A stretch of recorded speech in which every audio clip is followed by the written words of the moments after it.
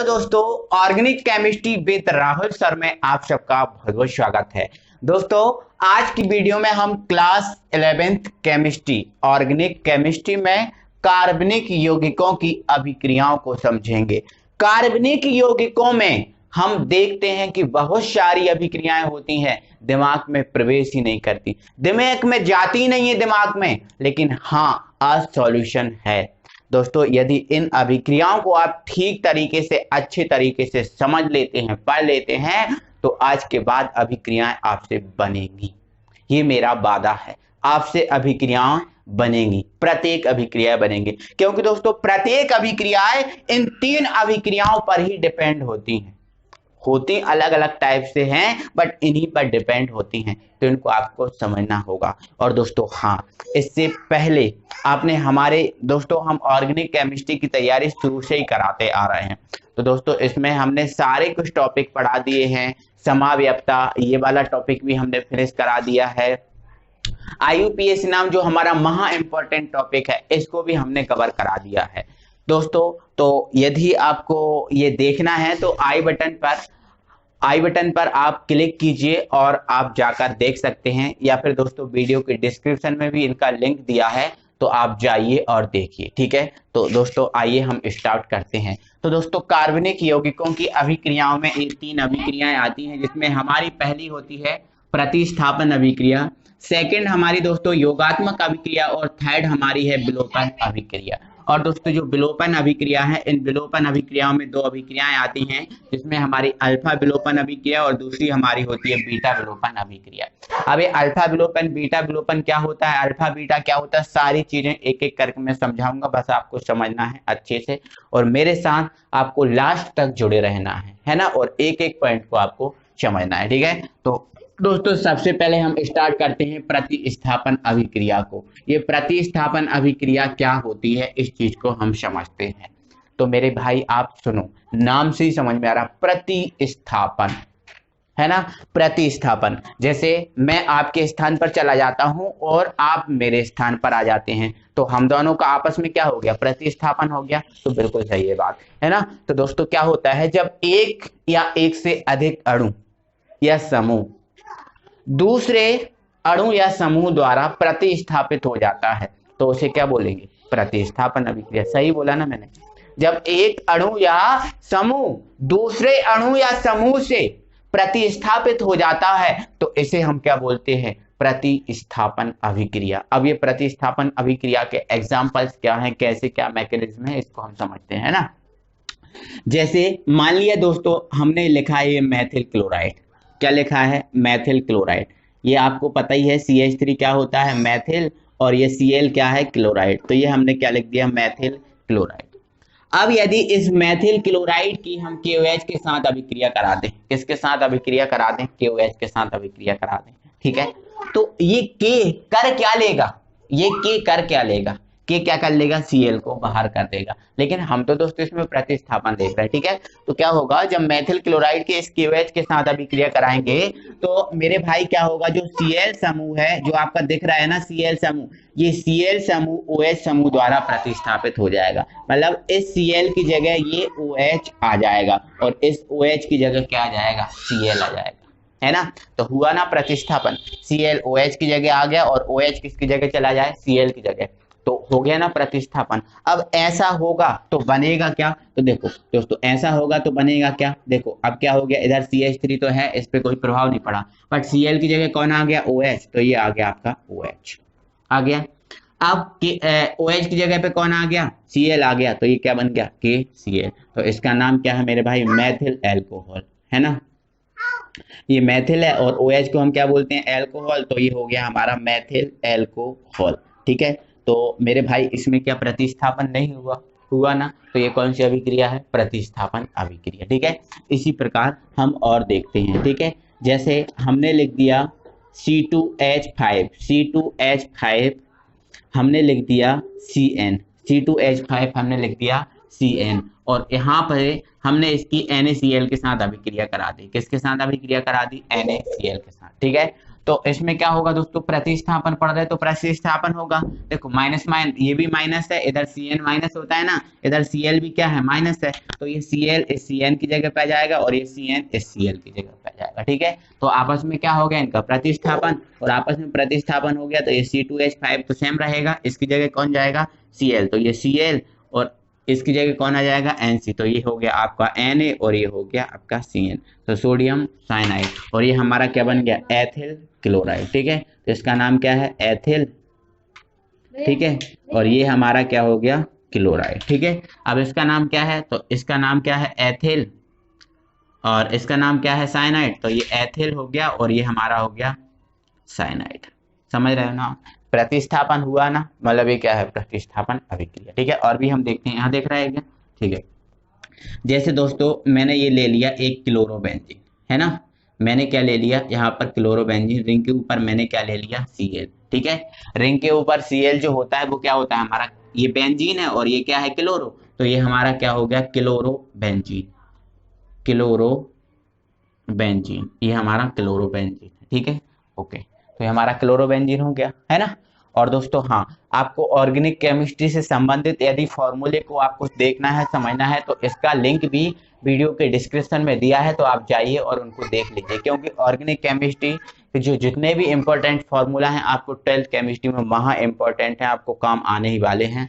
तो मेरे भाइयों, आप इनको आप बहुत अच्छे से कर लीजिएगा, तो आपको 12th में जाकर बहुत ईजी लगेगा। ठीक है, तो मैं बार बार आपसे बोल रहा हूँ। ठीक है, यदि इस हम क्लोरोबेंजीन की दोस्तों क्रिया यदि हम KOH से करा दें, किससे करा दें, KOH से, तो यहाँ पर जो Cl है ये OH के द्वारा प्रतिस्थापित हो जाएगा, मतलब Cl की जगह कौन चला जाएगा, OH, और OH की जगह पे कौन आ जाएगा, Cl। जब Cl की जगह पे OH और OH की जगह पे Cl आएगा तो ये क्या हो जाएगा, तो ये हमारी क्या है, रिंग है, और रिंग के ऊपर क्या चला गया, OH चला गया। ठीक है, अब K, OH की जगह कौन आ गया, Cl, तो ये अब रिंग की जगह पे क्या आ गया, OH आ गया, मतलब इसका नाम क्या होता है मेरे भाई, फिनॉल होता है, तो ये क्या हो गया, फिनॉल।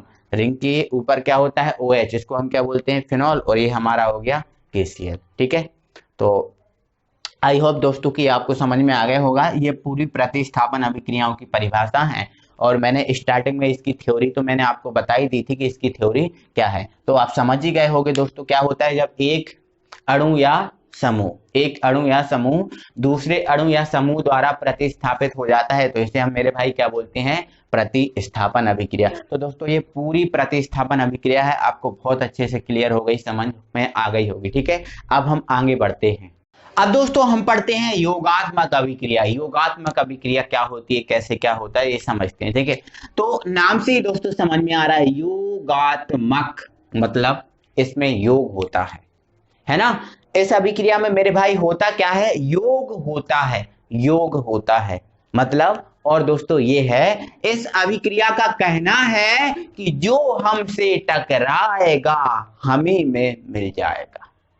सही बात, इस अभिक्रिया से जो टकराता है, इस अभिक्रिया में जो भी टक्कर लगाएगा, जो भी टकराएगा, वो इसी में मिल जाएगा। तो बिल्कुल सही बात है दोस्तों, इसमें क्या होता है, जो अभिक्रिया मतलब इसमें जो भी अभिक्रिया करता है वो इसी के साथ मिल जाता है। अब बात तो यह है कि अभिक्रिया देता कौन है, कैसे क्या है। तो दोस्तों आप ये समझ लीजिए कि जो योगात्मक अभिक्रिया है, असंतृप्त यौगिक देते हैं। कौन से यौगिक देते हैं, असंतृप्त यौगिक देते हैं। अब ये असंतृप्त यौगिक क्या है, तो दोस्तों असंतृप्त यौगिक वह होता है जिसमें डबल बॉन्ड या ट्रिपल बॉन्ड होता है, मतलब डबल बॉन्ड और ट्रिपल बॉन्ड वाले जो यौगिक होते हैं वो असंतृप्त यौगिक होते हैं। ठीक है, और असंतृप्त यौगिक ही इस अभिक्रिया को देते हैं। ठीक है, चलो ये तो हमारी बात क्लियर है कि असंतृप्त यौगिक देंगे, है ना।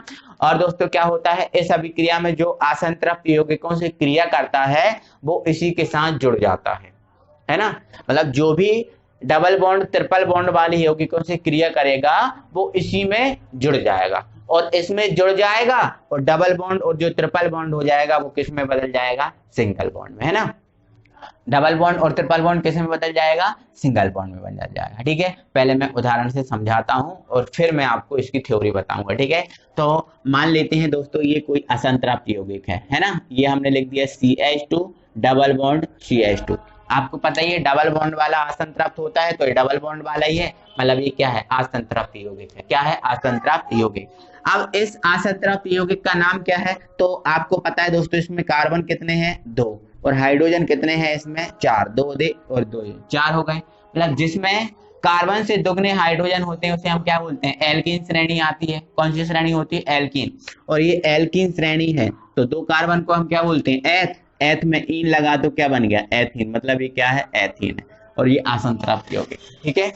अब मेरे भाई इस असंतृप्त यौगिक की यदि मैं Cl2 से क्रिया करा दूं, किससे क्रिया करा दूं, Cl2 से क्रिया करा दूं, है ना, किससे क्रिया करा दूं, तो Cl2 से क्रिया करा देता हूं, है ना। तो इसका कहना क्या है, जो हमसे टकराएगा वो हमें भी मिल जाएगा। अब इनसे कौन टकरा रहा है, Cl टकरा रहा है। अब Cl इनसे टकरा रहा है तो Cl क्या होगा, इसी में मिल जाएगा। अब इसी में मिल जाएगा, मतलब Cl जो है इसके साथ जुड़ जाएगा। अब इसके साथ जुड़ जाएगा और डबल बॉन्ड है वो किस में चेंज हो जाएगा, सिंगल बॉन्ड में चेंज हो जाएगा। अब एक बात और है कि Cl कहाँ जुड़े, तो मेरे भाई जहां इसकी जरूरत होगी वहां पर जुड़ेगा, है ना। तो सबसे पहले आप क्या कीजिए, डबल बॉन्ड है, डबल बॉन्ड को सिंगल में चेंज कर दीजिए। ये Cl2 और ये Cl2, है ना, चेंज कर दिया।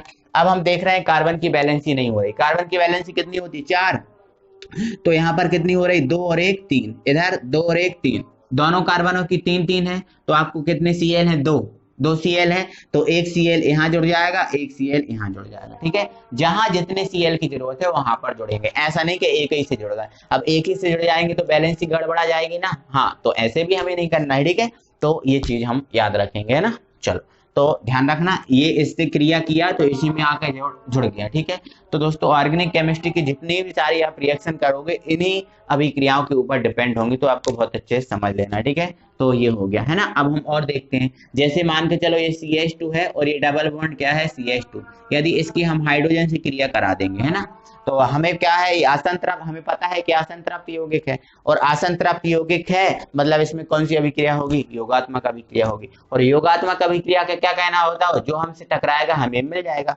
मतलब अब इसमें इससे कौन टकरा रहा है, H2, तो H2 है ना वो इसी में मिल जाएगा, है ना। और डबल बॉन्ड किस में बदल जाएगा, सिंगल बॉन्ड। ठीक है, तो ये आप क्या कर दो, डबल बॉन्ड को सबसे पहले आप किस में बदल दो, सिंगल में बदल दो। ठीक है, अब इसको कितने की जरूरत है, एक H की जरूरत है, तो एक H इधर दे दो, क्योंकि बैलेंस इसकी कितनी हो रही, 3 हो रही ना। अब H जोड़ दिया तो 4 हो गई। अब देखो 1 2 और 1 3 और 1 ये 4, है ना। अब एक यहाँ कम हो रही तो एक H को आप यहाँ जोड़ दो, क्योंकि 2 H है ना, तो हो गया, यहाँ पे कोई दिक्कत ही नहीं है। ठीक है, तो आप कोई दिक्कत नहीं, ये इसका भी नाम क्या है, एथीन है। ठीक है, तो ये आप समझ ही गए होंगे। तो इसकी परिभाषा लिख लो, स्क्रीन पर आ रही है, और इसके बाद मैं इसकी थ्योरी भी बताऊंगा। तो इसकी क्या है थ्योरी मेरे भाई, हाँ, तो इसकी थ्योरी है, ये अभिक्रियाएं प्रायः असंतृप्त कार्बनिक यौगिकों में होती हैं। इनमें आक्रमणकारी अणु का यौगिक के साथ योग हो जाता है। इसमें आक्रमणकारी होता है मतलब जो क्रिया करता है उसका अणु के साथ योग हो जाता है, या आक्रमणकारी अभिकर्मक यौगिक के साथ ही जुड़ जाता है, मतलब जो क्रिया कर रहा है वो यौगिक के साथ ही क्या होगा, जुड़ जाता है। एवं द्विबंध एकल बंध में परिवर्तित हो जाता है, मतलब जो डबल बॉन्ड होता है वो सिंगल बॉन्ड में परिवर्तित हो जाता है। तो ये मेरे भाई इसकी परिभाषा हो गई, और ये इसके एग्जाम्पल है। एक नंबर ये है और दूसरा नंबर ये है। ठीक है, अब इसके अलावा मैं एक एग्जांपल और बता रहा हूँ। ठीक है, थर्ड एग्जांपल जो हमारा रहेगा। ठीक है, जैसे ये CH है, ट्रिपल बॉन्ड, ये लिख दिया हमने CH, ये लिख दिया हमने CH, है ना। अब इस पर आक्रमण कौन कर रहा है, इस पर आक्रमण कर रहा है HCl। कौन कर रहा है, HCl। अब HCl आक्रमण कर रहा है इसमें, तो आपको पता है असंतृप्त यौगिक है, और असंतृप्त यौगिक है मतलब इस पे क्या होगा, योगात्मक अभिक्रिया होगी, और योगात्मक अभिक्रिया जो इससे क्रिया करता है वो उसी में मिल जाता है। ठीक है, अब इसका नाम क्या है, तो इसका नाम है मेरे भाई एसिटिलीन। क्या है, एसिटिलीन, एसिटिलीन इसका नाम है। ठीक है, इससे क्रिया कौन कर रहा है, ये। अब इससे क्रिया कर रहा है तो इसी में जुड़ जाएगा, क्योंकि असंतृप्त है, और असंतृप्त यौगिकों में कौन सी अभिक्रिया होती है, योगात्मक अभिक्रिया, है ना। और जो डबल बॉन्ड है वो किस में बदल जाएगा, सॉरी यहाँ पर क्या है, ट्रिपल बॉन्ड, और ट्रिपल बॉन्ड है वो किस में बदल जाएगा, सिंगल बॉन्ड में। तो आप सबसे पहले क्या कीजिए, ट्रिपल बॉन्ड को सिंगल में बदल दे। तो यहाँ पर क्या है, CH ये रखा, और यहाँ पर क्या है CH, तो ये सिंगल में बदल दिया। अब देखो इसको कितने की जरूरत है, अब इसकी बैलेंसी कितनी हो रही है, एक हाइड्रोजन द्वारा एक बॉन्ड द्वारा, 2 ही बैलेंसी हो रही है, और इस कार्बन की भी 2 ही बैलेंसी हो रही है, लेकिन हमें तो कार्बन की 4 बैलेंसी करनी होती है। अब कैसे करें, यहाँ पर तो कितने Cl हैं, यहाँ पर कितने Cl हैं, एक Cl और एक H है, मतलब एक Cl और एक H है, केवल इसमें ही पूरा हो जाएगा। फिर इसको क्या देंगे, है ना। जैसे मान के चलो एक H हम इधर जोड़ देते हैं, है ना, और हमारे पास एक H और एक Cl है, और एक Cl हम इधर जोड़ देते हैं, क्या अब ये बैलेंसिंग हो गई पूरी, नहीं हुई ना। क्यों नहीं हुई, देखो इधर 1 2 3, 1 2 3, दोनों कार्बन की 3 3 है, लेकिन हमें कितनी करनी है, 4, तो हो ही नहीं रही क्योंकि हमारे पास HCl है। तो थोड़ी ऐसी कंडीशन में थोड़ा सा दिमाग चला लेना, क्या करना है आपको। अब जैसे एक HCl से नहीं हो रही, एक HCl से बैलेंसिंग पूरी नहीं हो रही, तो आप ऐसी कंडीशन में क्या करना, आप इसके 2 अणु ले लेना। कितने अणु ले लेना, 2 अणु। अब 2 अणु ले लोगे तो आप क्या करना, 2H इसको दे देना, एक H इधर दे देना और एक H आप ऊपर दे देना, 2H इसको दे देना, ठीक है। अब हमारे पास कितने Cl बचे, 2 Cl, तो 2 Cl आप इसको दे देना, एक इधर नीचे दे देना और एक आप दे देना ऊपर, है ना, कोई दिक्कत नहीं है, आप दे सकते हो, है ना, कोई भी दिक्कत नहीं है। देखो अब इसकी बैलेंस हो गई 1 2 3 4, 1 2 3 4 हो गए ना बैलेंस, ठीक है। अब इसको चाहो तो आप ऐसे भी लिख सकते हो, देखो H H H है, तो आप क्या कर सकते हो, इसको आप ऐसे भी लिख सकते हो CH3, CH3 हो गया ना, CHH3 हो गया सिंगल बॉन्ड, इधर CH और इधर Cl और इधर Cl, ऐसे भी चाहो तो आप लिख सकते हो, कोई दिक्कत नहीं, ठीक है। तो ये योगात्मक अभिक्रिया का थर्ड एग्जांपल मैंने आपको बताया, ठीक है। थ्योरी आपको बता दी, ये एग्जांपल आप लिख लेना, ठीक है। तो आई होप कि आपको समझ में आ गया होगा, कोई दिक्कत नहीं होगी। दोस्तों अब हम पढ़ते हैं थर्ड अभिक्रिया जो हमारी है विलोपन अभिक्रिया। विलोपन अभिक्रिया में विलोपन होता क्या है, विलोपन क्या होता है। अब दोस्तों जैसे मैं आपको देख रहा हूं, अभी मैं देख रहा हूं, अब मैं यहां से चला जाता हूं, अब मैं यहां से चला गया, तो क्या मैं आपको दिख रहा हूं, बिल्कुल नहीं दिख रहा हूं। क्यों नहीं दिख रहा हूं, क्योंकि मेरा क्या हो गया, विलोपन हो गया, मेरा क्या हो गया, विलोपन हो गया, इसलिए तो मैं नहीं दिख रहा हूं, है ना। तो क्या होता है मेरे भाई, जब विलोपन, जब हाइड्रोजन का यदि मतलब जब किसी कार्बन से हाइड्रोजन का विलोपन हो जाता है तो उसे ही हम बोलते हैं विलोपन अभिक्रिया, उसे ही क्या बोलते हैं, विलोपन अभिक्रिया। मतलब जब हाइड्रोजन का विलोपन होता है तो उसे हम क्या बोलते हैं, विलोपन अभिक्रिया। अभी नहीं आया होगा, आ जाएगा समझ में, कोई दिक्कत नहीं, मैं समझा दूंगा, कोई दिक्कत नहीं, ठीक है। तो आप तो बस इतना रखिए याद कि विलोपन का मतलब क्या है, जब कोई परमाणु बाहर निकल जाता है, जब कोई परमाणु बाहर निकल जाता है तो उसे विलोपन कहते हैं। जैसे मैं आपको नहीं दिख रहा था ना अभी, तो मेरा क्या हो गया था, विलोपन हो गया था, इसलिए तो मैं नहीं देख रहा था। अब मैं आ गया मतलब वापस से आ गया, है ना, मतलब क्या हो गया, लोपन हो गया मेरा, ठीक है। तो आप समझ रहे हो, तो विलोपन क्या है, जब हाइड्रोजन परमाणु का विलोपन हो जाता है, हाइड्रोजन परमाणु निकल जाता है, हाइड्रोजन परमाणु बाहर निकल जाता है, तो इसे क्या बोलते हैं, विलोपन बोलते हैं, ठीक है। अब और समझोगे, कोई दिक्कत नहीं, ठीक है। अब इसको समझने के लिए पहले तो आप ये देखना पड़ेगा मेरे भाई, जो विलोपन अभिक्रिया है वो 2 प्रकार की होती है। कितने प्रकार की, 2 प्रकार की। पहली होती है हमारी अल्फा विलोपन अभिक्रिया, अल्फा विलोपन अभिक्रिया, और दूसरी मेरे भाई होती है बीटा विलोपन अभिक्रिया, बीटा विलोपन अभिक्रिया, ठीक है। तो ये हमें 2 अभिक्रिया पढ़ना है, पहली हमारी अल्फा विलोपन अभिक्रिया और दूसरी हमारी है बीटा विलोपन अभिक्रिया। अब ये अल्फा बीटा क्या होती है, पहले तो इस चीज को भी हमें समझना है, क्योंकि हमें तो अल्फा बीटा ही के नहीं है पता, तो बीटा विलोपन अभिक्रिया कहाँ समझ लेंगे, ठीक है। तो समझिए, कोई दिक्कत नहीं है, हम समझा देंगे। तो देखो दोस्तों क्या होता है, अब आपको पता है, जैसे मैंने लिख दिया ये CH3 CH2 CH2, और ये मैंने लिख दिया यहाँ पर Cl, क्या लिख दिया, Cl, है ना।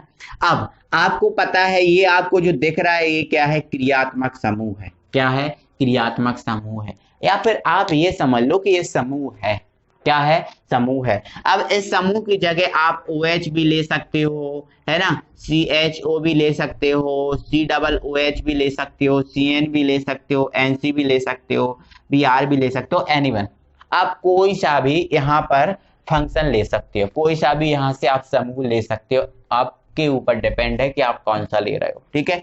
बट ये तो आप समझ गए, बट आप तो, मैं तो सिर्फ इतना बता रहा हूं कि ये क्या है, समूह है, क्या है, समूह है, कोई दिक्कत नहीं।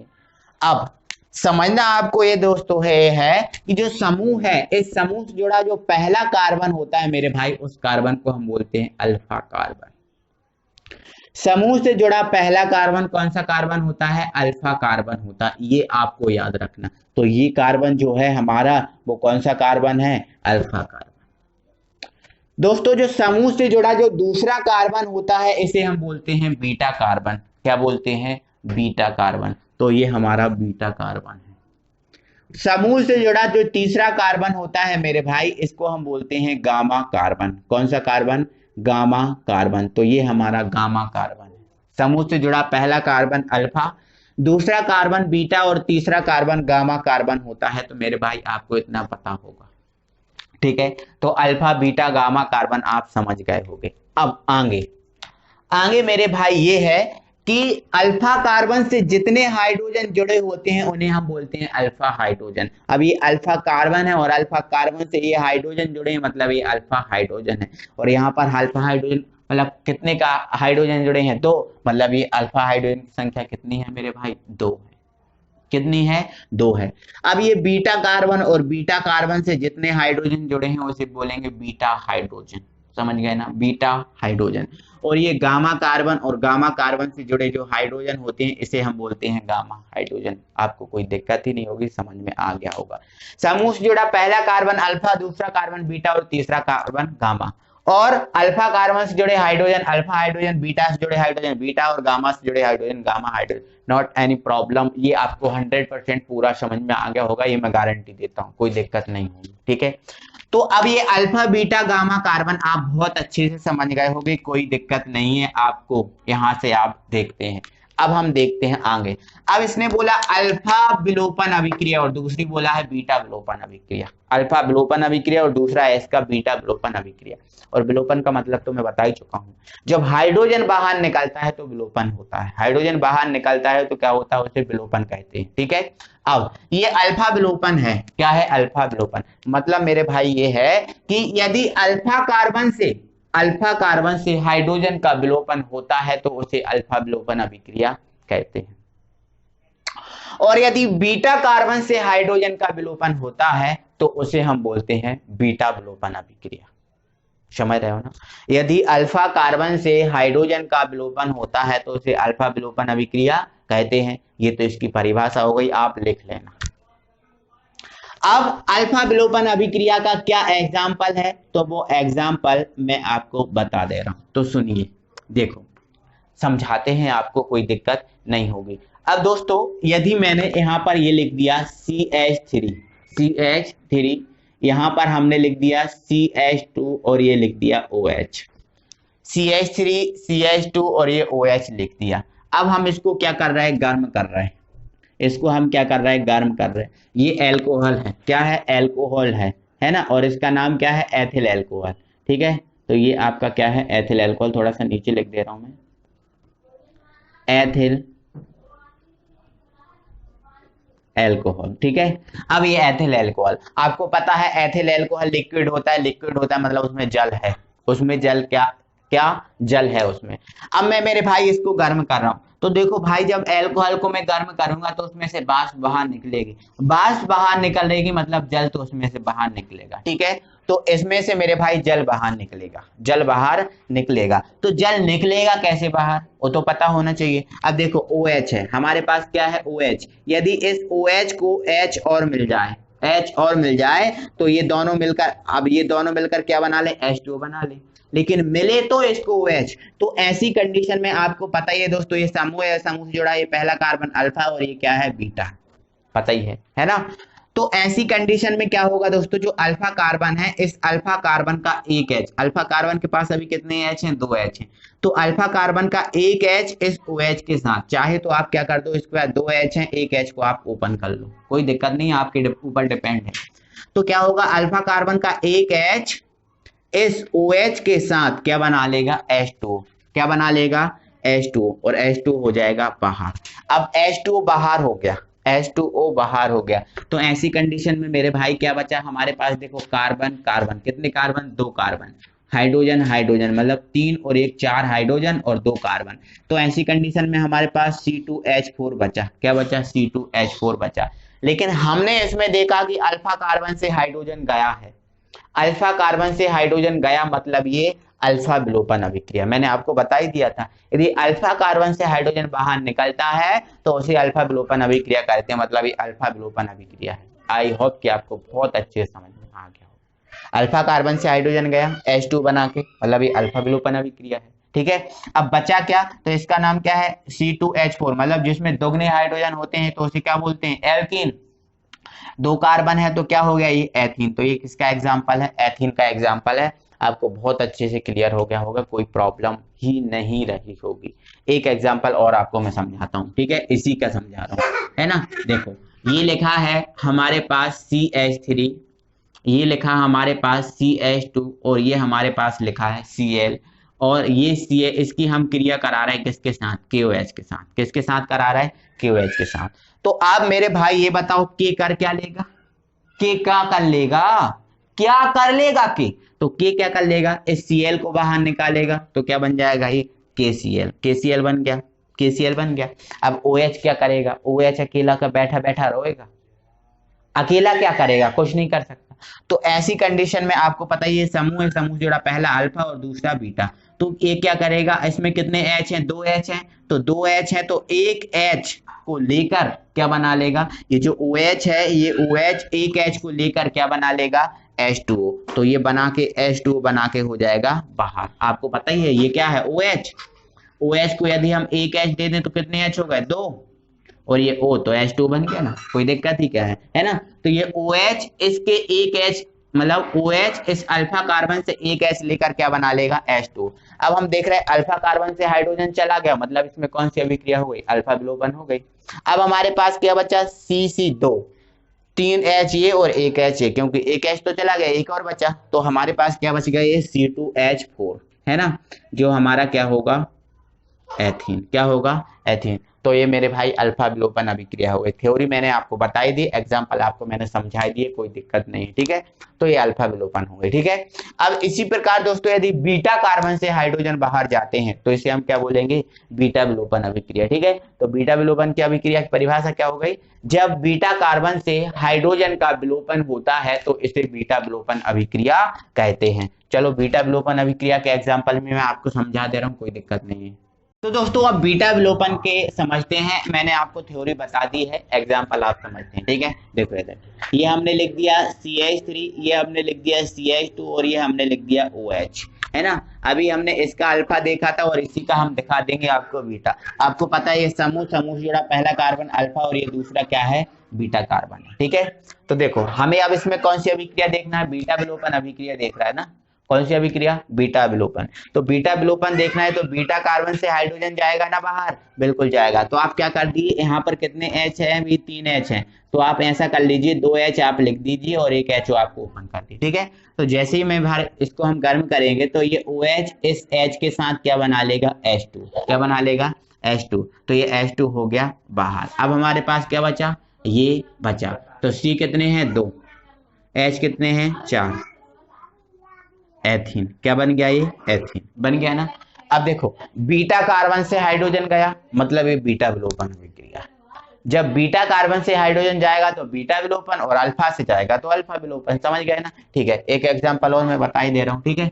तो ये CH3, आप चाहो तो आप इसको CH2H ऐसा लिख सकते हो, है ना। इधर आप CH2, नो सॉरी, हाँ सिंगल बॉन्ड CH2 और इधर Cl। आप क्या कर रहे हो? इसको आप KOH के साथ गर्म कर रहे हो, ठीक है। तो क्या होगा? K क्या कर लेगा? K क्या करेगा? Cl को बाहर कर देगा तो ये बन जाएगा KCl, ठीक है। अब OH क्या करेगा? तो OH करेगा, ये जो H दिख रहा है इस H के साथ क्या बना लेगा? ये H2, है ना। अब देखो हम बीटा कार्बन से हाइड्रोजन, देखो ये अल्फा है और ये क्या है? बीटा। तो बीटा कार्बन से हाइड्रोजन बाहर गया, मतलब ये क्या हो गया? अल्फा विलोपन इसमें दिख रहा है, कोई सॉरी बीटा विलोपन दिख रहा है क्योंकि बीटा कार्बन से हाइड्रोजन गया, ठीक है। अब ये क्या बना लेगा? H2। अब बचा हमारे पास क्या? CH2। तो इसको हम ऐसा भी लिख सकते हैं CH2 डबल बॉन्ड CH2, क्योंकि बैलेंसिंग के लिए डबल बॉन्ड लगा दिया हमने, है ना। चाहे तो आप इसको C2H फुल लिख दो, जो क्या होगा आपका एथीन। तो आई होप कि आपको बहुत अच्छे समझ में आ गया होगा। तो दोस्तों यदि आपको वीडियो अच्छा लगा है, वीडियो में मजा आया है, तो प्लीज दोस्तों वीडियो को लाइक कीजिए, शेयर कीजिए और अपने दोस्तों को बोलिए ताकि ज्यादा से ज्यादा पढ़ें। क्योंकि दोस्तों मैंने आपको ऐसा एक भी पॉइंट आपको नहीं रखा जो आपको समझ में नहीं आए, मैंने हर एक पॉइंट को आपको बहुत अच्छे से क्लियर कर दिया। तो दोस्तों प्लीज वीडियो को लाइक कीजिए, शेयर कीजिए, है ना। और दोस्तों यदि वीडियो अच्छा लगा है तो चलो फिर दोस्तों अगली वीडियो में फिर आपसे मिलते हैं, तब तक के लिए थैंक यू वेरी मच।